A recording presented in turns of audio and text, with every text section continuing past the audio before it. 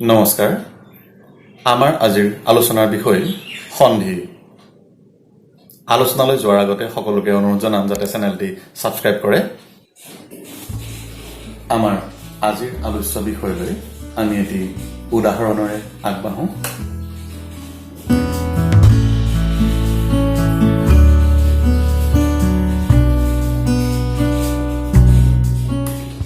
পুষ্প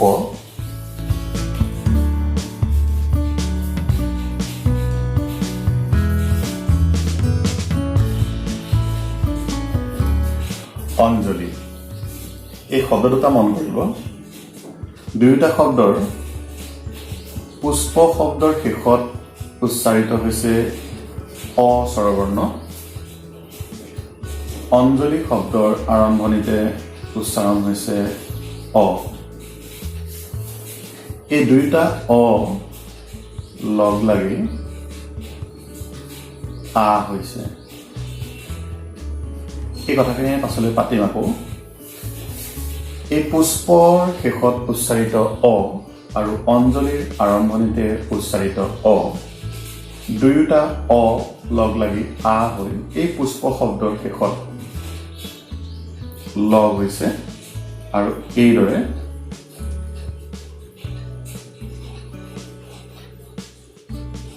পুষ্পাঞ্জলি শব্দটো আমি পাওঁ এই যে প্ৰক্ৰিয়াটো প্ৰথমটো শব্দৰ শেষত উচ্চাৰিত বৰ্ণ আৰু দ্বিতীয়টো শব্দৰ প্ৰথমতে উচ্চাৰিত বৰ্ণ দুয়োটা বৰ্ণ লগ হৈ এটা বৰ্ণ হয় দুয়োটা শব্দ এক লগ হৈ এটা শব্দ হৈছে এই প্ৰক্ৰিয়াটোকে কোৱা হয় সন্ধি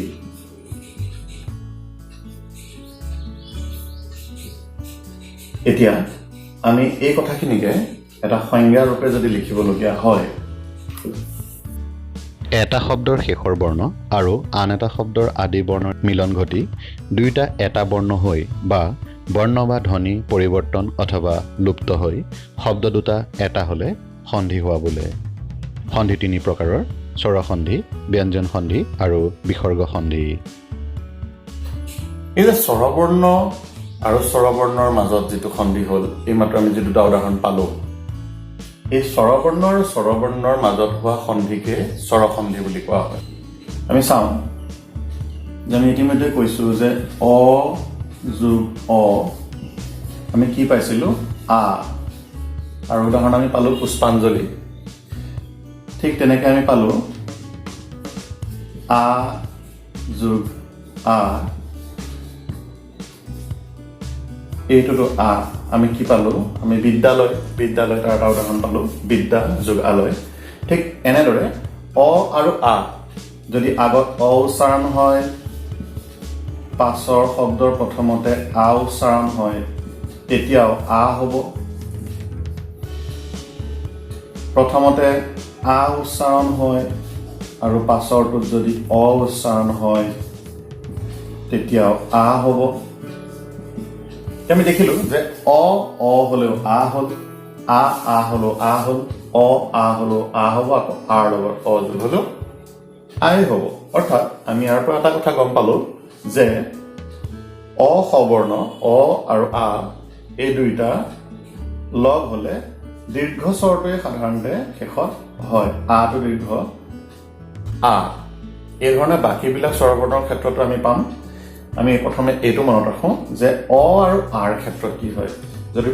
প্ৰথম শব্দটোৰ শেষত অ উচ্চাৰণ বা আ উচ্চাৰণ যোনটোৱেই নহওক দ্বিতীয় শব্দটোৰ আৰম্ভণিতে অ বা আ যি উচ্চাৰণে নহওক শেষত গৈ আই হ'ব এইখিনি মনত ৰাখিলে হ'ল আমি বাকীখিনি তালিকা আকাৰে এই গোটেইকেইটাৰে একোটা উদাহৰণ মই তালিকা আকাৰে দিছোঁ ইয়াত লিখি থাকিলে সময় বেছি লাগিব সেইকাৰণে মই তালিকা আকাৰে দিছোঁ চাই লওক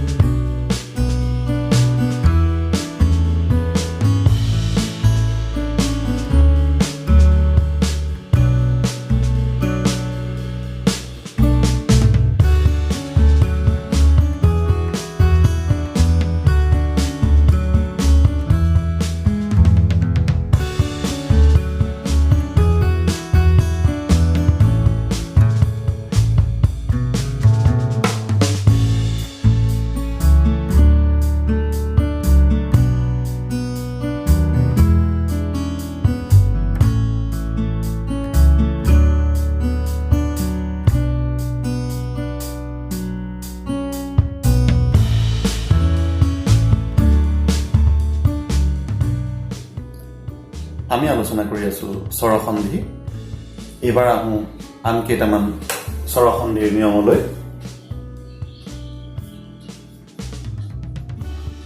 নৰ ইন্দ্ৰ এই দুটা শব্দ আমি চালো নৰ আৰু ইন্দ্ৰ আমি পাইছো নৰৰ শেষত উচ্চাৰণ হৈছে অ আৰু ইন্দ্ৰৰ প্ৰথমতে উচ্চাৰণ হৈছে হস্ৰ ই এই অ আৰু হস্ৰ ই এই দুটা লগ লাগিলে কি হ'ব এতিয়া নৰ যোগ ইন্দ্ৰ লগ লাগিলে আমি কি পাওঁ নৰেন্দ্ৰ নৰ যোগ ইন্দ্ৰ লগ লাগিলে আমি পাওঁ নৰেন্দ্ৰ কেনেকৈ পালো এই অ আৰু হস্ৰ ই লগ লাগিলে হয় এ সেই এটো আহি পেলাই ৰত লগ লাগিছে মই প্ৰথমে উত্তৰটো দি দিলো এইকাৰণে দিলো যাতে এইটো উলিয়াব পাৰে আপোনালোকে যে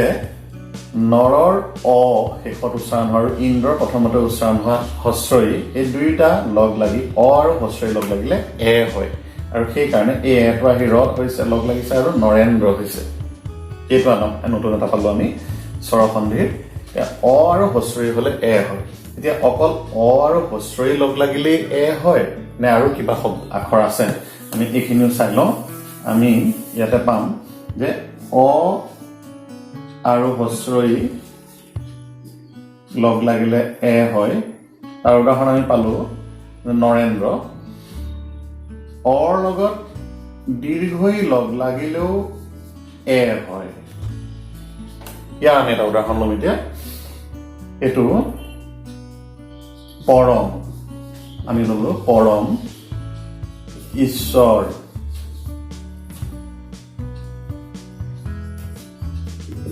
পৰম ঈশ্বৰ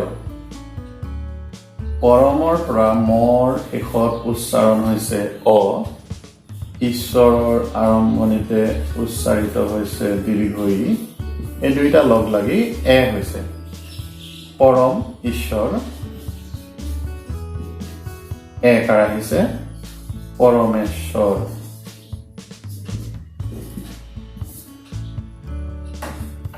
অৰ্থাৎ অৰ লগত দীৰ্ঘ ই লগ লাগিলেও এ হয় যিটো আমি এই উদাহৰণৰ পৰা বুজিব পাৰো এতিয়া আমি চাওঁ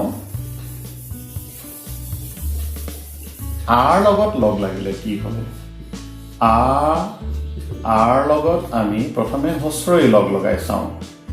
কি হ'ব বাৰু এইটোতো এ হ'ব আমি উদাহৰণ লওঁ যে মহা যোগ ইন্দ্ৰ মহা শেষত উচ্চাৰণ হৈছে আ ইন্দ্ৰৰ আৰম্ভণিতে আহিছে হস্ৰ ই লগ হৈ পেলাই হৈছে এ আৰু শব্দটো পালো আমি মহেন্দ্ৰ অৰ্থাৎ আৰ লগত হস্ৰ ই লগ লাগিলেও আমি এ পাওঁ আৰু উদাহৰণ হিচাপে আমি চাব পাৰো মহাযোগীন্দ্ৰ মহেন্দ্ৰ এইবাৰ আমি আহো আৰ লগত দীৰ্ঘ ই লগ লাগিলে কি হয় আ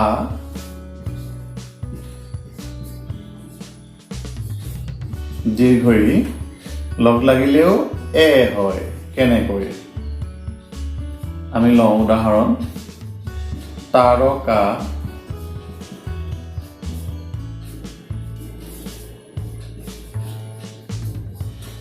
ঈশ্বৰী তাৰকা শব্দৰ শেষত আমি পাইছো আ ঈশ্বৰী শব্দৰ শেষত পাইছো দীৰ্ঘ ই দুইটা লগ লাগি হৈছে এ আৰু শব্দটো পালো তাৰকেশ্বৰী আমি এই দুটা উদাহৰণ পালো অৰ্থাৎ আমি আটাইকেইটা চাওঁ যে অ বা আৰ লগত হস্ৰ ই বা দীৰ্ঘ ই লগ লাগিলে আমি এ পাওঁ এইটো এটা মন কৰিবা আমি যেতিয়া সন্ধি ভাঙিবলৈ শেষৰ ফালে আলোচনা কৰিম আমি সন্ধি ভাঙা বিভিন্ন প্ৰশ্নোত্তৰ লৈ হাইস্কুল শিক্ষান্ত পৰীক্ষা বা উচ্চতৰ মাধ্যমিক পৰীক্ষাৰ আমি প্ৰশ্নোত্তৰ সহ যেতিয়া আলোচনাটো কৰিম তেতিয়া তোমালোকে এইটো কৰিবলৈ ভাল পাবা যে আমি অ আৰু হস্ৰই লগ লাগিলে যে এ হয়, অ দীৰ্ঘই এ হয়, আ হস্ৰই এ হয়, আ দীৰ্ঘই লগ লাগিলে এ হয়। এই গোটেইকেইটা কথা আমি তেতিয়া ভাঙিবলৈ বেছি সহজ হ'ব। এতিয়া আমি এইটো মনত ৰাখিবলৈ দিলোঁ। এইবাৰ আমি চাওঁ স্বৰসন্ধিৰ আন দুটা উদাহৰণ।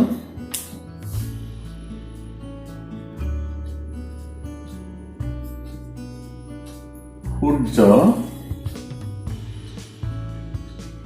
উদয়। সূৰ্যৰ শেষত আমি পাইছো অ,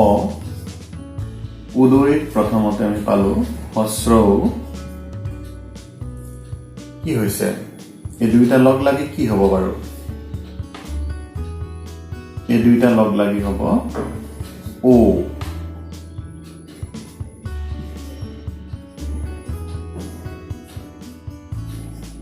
সূৰ্যোদয়, এই ওটো ইয়াত লগ লাগিছে সূৰ্যোদয়। সূৰ্যৰ অ, উদয়ৰ হস্ৰ উ লগ লাগি উ হৈছে। এই ধৰণে আমি স্বৰসন্ধিৰ এটা নিয়ম পালো। একেধৰণৰে আমি চাওঁ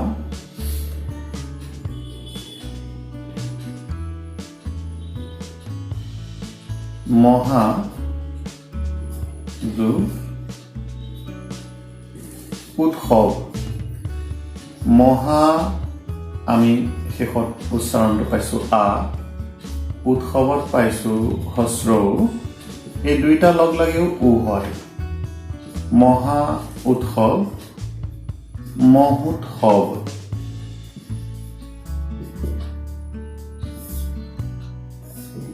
অৰ্থাৎ আৰ লগত হস্ৰ উ লগ লাগি, ইয়াৰ পৰা অহা আ আৰু ইয়াৰ হস্ৰ উ লগ লাগি উ হৈ এই হত উটো লগ লাগিছে আৰু পিছৰ ব্যঞ্জনন্ত দন্ত স আৰু অ বোৱা ইয়াত লগ লাগিছে মহোৎসৱ। এইটো আমি স্বৰসন্ধিৰ এটা নিয়ম পালো।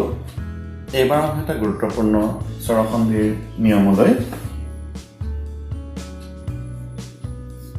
অ আৰু ৰি বা আ আৰু ৰি, অ আৰু ৰি বা আ আৰু ৰি লগ লাগিলে এই দুইটাৰ ক্ষেত্ৰতে আমি পাওঁ অৰ। এই অৰটো যে পাওঁ, এইটো কেনেকৈ হয় মই এটা উদাহৰণে বুজাবলৈ চেষ্টা কৰিছো।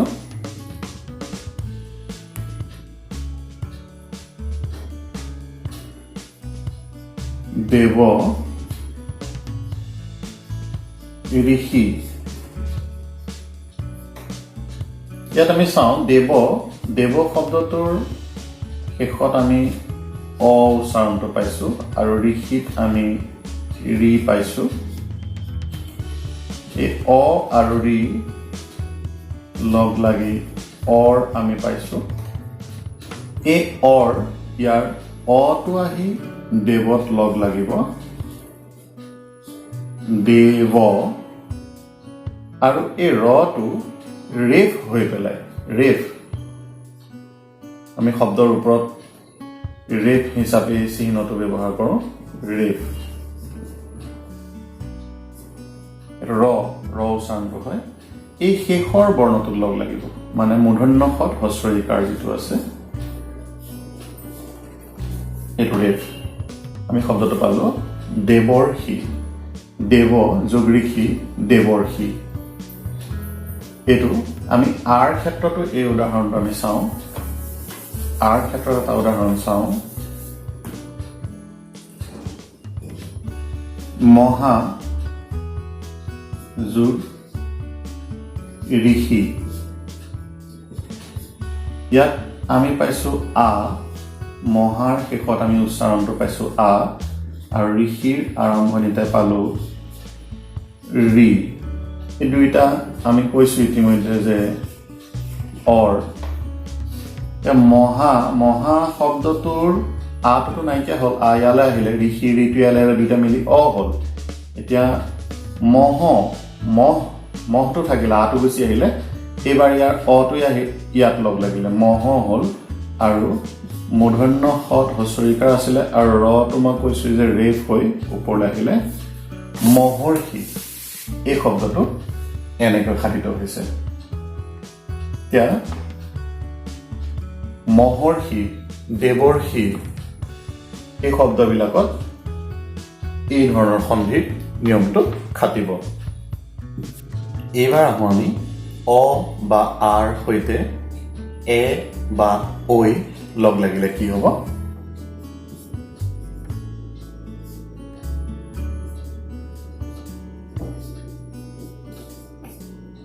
এই দুইটা শব্দৰ শেষত আমি চাওঁ প্ৰথমতে চাওঁ আমি হিত শব্দটোৰ তৰ শেষত আমি পালোঁ অ আৰু এহি শব্দৰ আৰম্ভণিতে পালোঁ এ এই দুইটা লগ কি হ'ব অ আৰু এ অ আৰু লগ লাগিলে ঐ হ'ব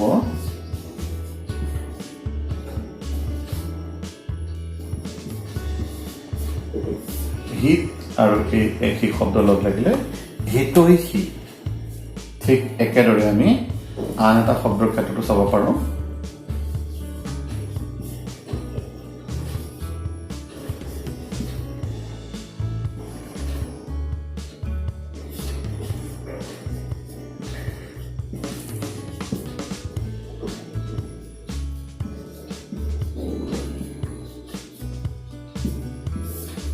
ইয়াত অ আৰু এ লগ লাগি ঐ হৈছে ঠিক একেদৰে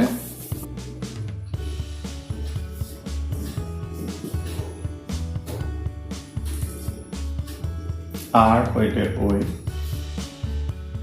বা আৰ সৈতে এ লগ লাগিলেও ঐ হ'ব আমি ইয়াৰ এটা উদাহৰণ লওঁ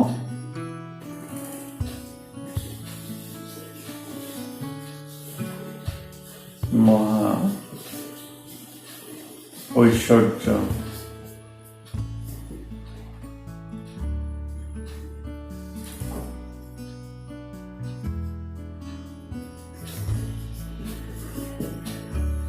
এইটো শব্দ আমি পাইছোঁ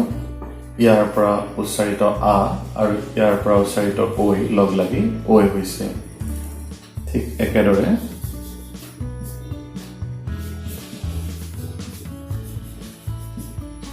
ইয়াতো ইয়াৰ পৰা উচ্চাৰিত আ আৰু ইয়াৰ পৰা উচ্চাৰিত এ লগ লাগি ঐ হ'ব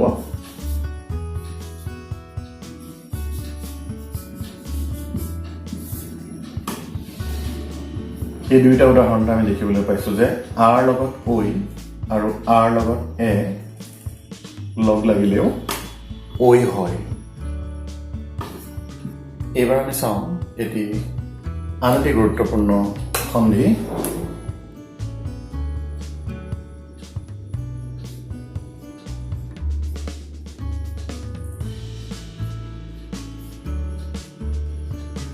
অত্যন্ত অতি এই শব্দটোত আমি পাইছোঁ শেষত হস্ৰই আৰু ইয়াত পাইছোঁ অ এই ক্ষেত্ৰত কি হয় হস্ৰই আৰু অ এই ক্ষেত্ৰত হয় কি অতীত থকা অতি উচ্চাৰণ কৰোঁতে অতি শব্দটো উচ্চাৰণ কৰোঁতে আমি যিটো ই পাইছোঁ এই ইটো লুপ্ত হয় হস্ৰইৰ পাছত অ থাকিলে বা আ থাকিলে কি হয় আমি কৈ আছোঁ যে এই ইটো লুপ্ত হয় আৰু ইয়াত আহি জ লগ লাগে অন্তস্থ জ আমি অন্তস্থ জটো কেনেকৈ দিওঁ অন্তস্থ জকাৰ অত্য হ'ল আৰু এই পাছৰ শব্দৰ আৰম্ভণিতে উচ্চাৰিত স্বৰবৰ্ণটো ইয়াত লগ লাগেহি আৰু এনেকৈ শব্দটো সাধিত হয় যেনে অতিৰ ইৰ ঠাইত জ লগ লাগিলে আৰু এই অটো আহি ইয়াতে আহি লগ লাগিলে অত্য আৰু শেষত থকা নয়তান্তটো আহি অত্যন্ত হস্ৰইৰ লগত অ বা আ থাকিলে এই ধৰণে সন্ধি হয় আমি হস্ৰইৰ লগত আ দি পেলাই এটা চাইছোঁ যেনে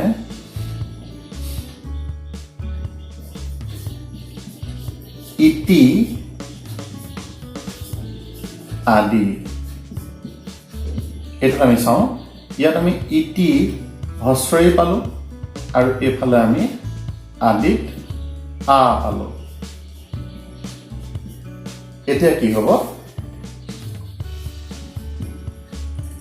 ইতি দন্তত আহিলে ইয়াৰ হস্ৰইটো লুপ্ত হ'ব আৰু তাত জ জকাৰ লগ লাগিছে এই আদিৰ প্ৰথমতে উচ্চাৰণ হোৱা যিটো স্বৰবৰ্ণ আটো আহি ইয়াত লগ লাগিছে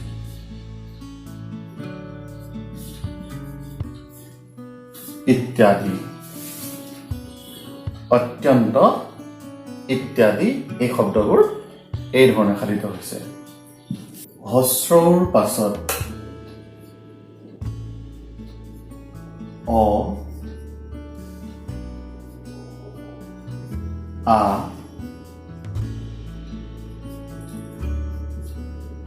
বা এ থাকিলে কি হয় এই ক্ষেত্ৰত আমি চাওঁ আমি প্ৰথমে হস্ৰ আৰু অ থকা এটা শব্দ লওঁ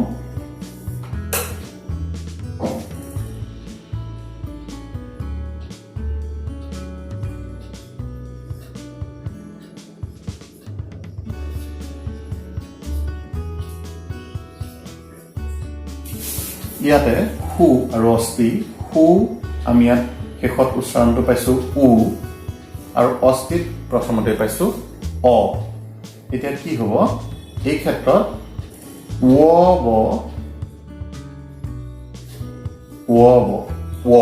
আমি বুলি কওঁ এই উচ্চাৰণটো ইয়াত আহি লগ লাগিব এই বৰ্ণটো ইয়াত লগ লাগিব দন্ত স প্ৰথম যিটো শব্দ আছে হু এই সুৰ হস্ৰটো নাইকিয়া হ'ব হস্ৰ লুপ্ত হৈ তাত আহি লগ লাগিব আৰু অস্থি পাছৰ শব্দটোৰ প্ৰথমতে উচ্চাৰিত স্বৰবৰ্ণটো ইয়াত আহি লগ লাগিব স্বস্তি একেধৰণে আমি হস্ৰ আৰু আৰ এটা উদাহৰণ চাওঁ মনু আদি ইয়াতো একেধৰণে মনুৰ আমি এই হস্ৰৰ কাৰডাল নাইকিয়া হ'ব হস্ৰৰ উচ্চাৰণটো নাইকিয়া হ'ব ইয়াৰ ঠাইত আহিব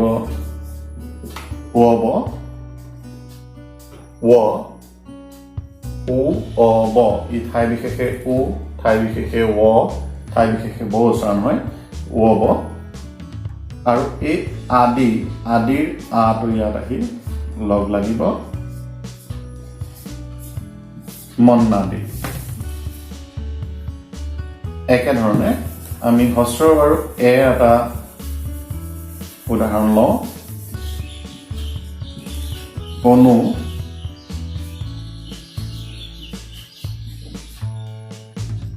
এখন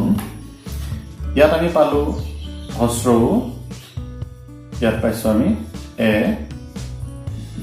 এতিয়া ইয়াৰ হস্ৰটো লুপ্ত হ'ব আৰু তাত আহি লগ লাগিলে সি লগ লাগিল এই এটো ইয়াত আহি লগ লাগিব শব্দটো আমি পালোঁ অন্বেষণ হস্ৰৰ লগত অ আ বা এ যুক্ত হ'লে আমি কি পাম উচ্চাৰণটো আহি প্ৰথমটো শব্দৰ শেষৰ বৰ্ণত আহি লগ লাগিব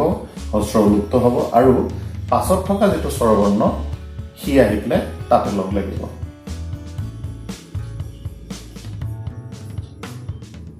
নে অন ইয়াত আহিছে ইয়াত পাইছোঁ আমি এ ইয়াত পাইছোঁ আমি অ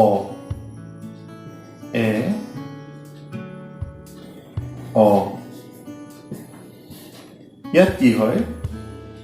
ইয়াৰ এটো লুপ্ত হৈ অই শব্দটো আমি অই উচ্চাৰণটো আমি পাম এই এটো লুপ্ত হৈ অই হ'ব নয় এতিয়া ইয়াৰ অটো ইয়াতে লগ লাগিব ইয়াত লগ লগাৰ লগে লগে হৈ গ'ল নয় আৰু পিছত ন আছে নয়ন।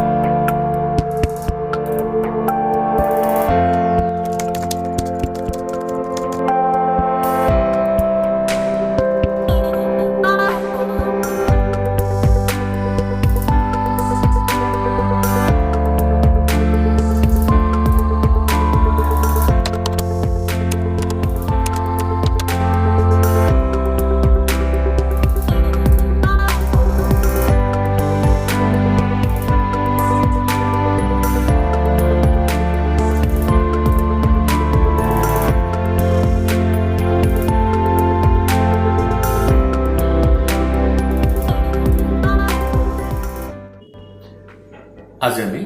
সন্ধি সম্পৰ্কে আলোচনা আগবঢ়ালোঁ। ভিডিঅ'টি চাই কেনেকুৱা পালে মন্তব্য দিব আৰু চেনেলটি সকলোৱে ছাবস্ক্ৰাইব কৰিব। সকলো লোকে ধন্যবাদ জনালোঁ। পুনৰ আন এটি ভিডিঅ'ত আকৌ লগ পাম। ধন্যবাদ।